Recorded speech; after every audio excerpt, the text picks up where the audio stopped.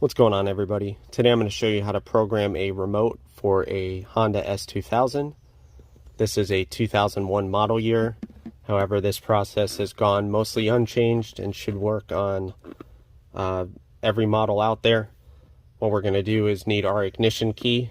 We're going to turn our ignition on. I'm going to put both the remote in view and show you what I'm doing here with the ignition. So we're going to go to the ignition on, click lock on the remote, ignition off, ignition on, lock on remote, ignition off, ignition on, lock on remote, ignition off, ignition on, lock on remote. You heard the door lock cycle. Click that one more time. Now the remote has been programmed to the